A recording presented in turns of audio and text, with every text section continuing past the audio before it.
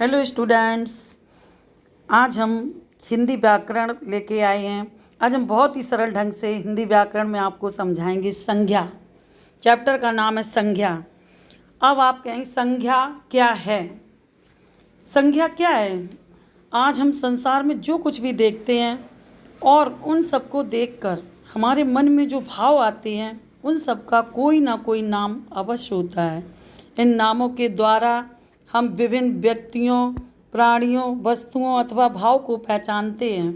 व्याकरण में यही नाम क्या कहलाते हैं? व्याकरण में यही नाम क्या कहलाते हैं? संज्ञा। यही नाम व्याकरण में संज्ञा कहलाते हैं। संज्ञा की परिभाषा देखिए।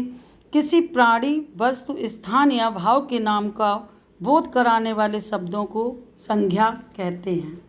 जैसे पशु, पक्षी, मानव, ये क्या है? जाति व प्राणी। दिल्ली, कानपुर, मंदिर, ये सब क्या है? स्थान है, जगह हैं। दादा, दादी, सुरेश, रमेश व्यक्ति हैं। पेन, किताब, साइकिल क्या है? वस्तु हैं। हंसना, रोना, गाना, ये क्या है? भाव है। सुंदर, साफ सुथरा, ये गुण है। भागना, खाना, मारना, पीटना, रोना, ये क्या है? क्रिया। इन पंक्तियों में खुश भाव, रमेश माता पिता व्यक्ति, स्कूल घर क्या है? स्थान है। गले, सुने, क्रिया आदि संज्ञा प्रयुक्त हुई है। तो आप समझ गए होंगे संज्ञा क्या है। जैसे नामों के द्वारा ही हम विभिन्न व्यक्तियों, प्राणियों, वस्तुओं अथवा भाव को पहचानते हैं और वही नाम संज्ञा कहलाते हैं। उदाहरण के लिए जैसे बच्चे मैदान में खेल रहे हैं। महक की लिखावट बहुत सुंदर है। तुम इलाहाबाद कब जाओगे? बच्चे और महक क्या हैं? व्यक्तियों के नाम। मैदान और इलाहाबाद क्या है? स्थानों के नाम। लिखावट क्या है? क्रिया के नाम। ये सब क्या है? क्रिया हैं। तो ये रही आपकी संज्ञा। अब नेक्स्ट आता है संज्ञा के भेद। जैसा कि आप देख ही रहे होंगे, संज्ञा के भेद मूलतः संज्ञा के 3 भेद मतलब प्रकार होते हैं। पहला क्या है? जातिवाचक संज्ञा। पहला क्या आता है? जातिवाचक संज्ञा। जो शब्द किसी प्राणी, वस्तु और स्थान की पूरी जाति का बोध कराते हैं उन्हें हम क्या कहते हैं? जातिवाचक संज्ञा। जिस शब्द से किसी जाति का संपूर्ण बोध होता हो, ये उसकी पूरी श्रेणी और पूर्ण वर्ग का ज्ञान होता हो, उस संज्ञा शब्द को जातिवाचक संज्ञा कहा जाता है। जैसे बच्चे खेल रहे हैं, पुस्तकें हमारी सच्ची मित्र हैं। पुस्तकें हमारी सच्ची मित्र हैं। जैसे वस्तु, मोटरसाइकिल, कार, टीवी, मोबाइल आदि।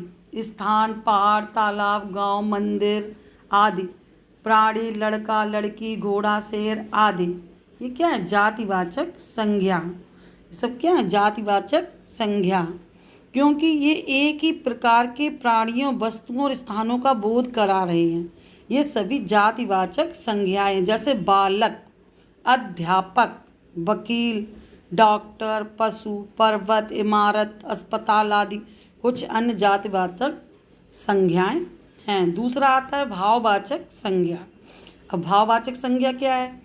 जिन संज्ञा शब्दों से किसी व्यक्ति, वस्तु अथवा पदार्थ के गुण दोष, ध्यान से सुनना, जिन संज्ञा शब्दों से किसी व्यक्ति, वस्तु अथवा पदार्थ के गुण दोष, दशा, अवस्था, स्थिति, स्वभाव, क्रिया के व्यापार आदि का बोध होता है, उन्हें हम क्या कहते हैं? भाववाचक संज्ञा।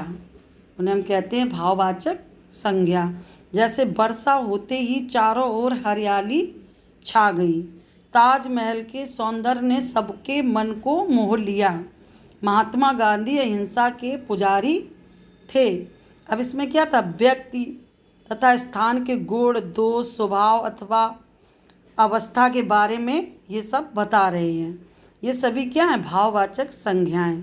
नम्रता, सज्जनता, बुढ़ापा, कड़वाहट, मिठास, गर्मी, सर्दी, बुढ़ापा, जवानी, खटास, थकान, ताजगी आदि। ये क्या? भाववाचक संज्ञा।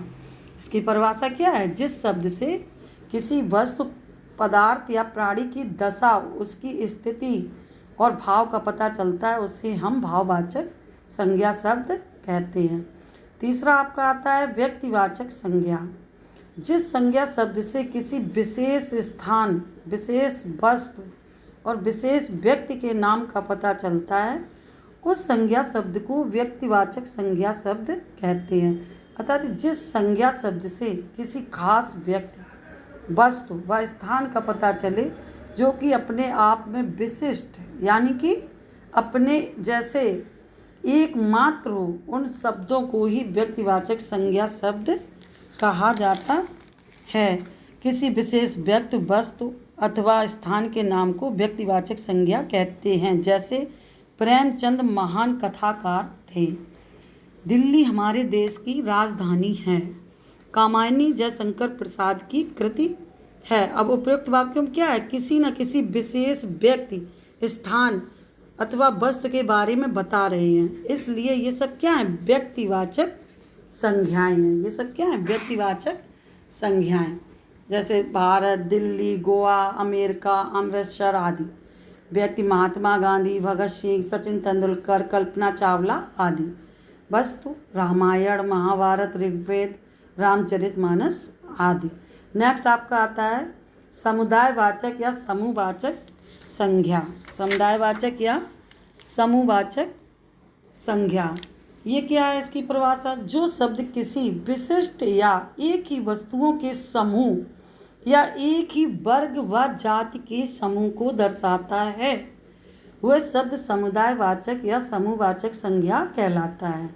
जैसे गेहूं का ढेर, लकड़ी का गट्ठर, विद्यार्थियों का समूह।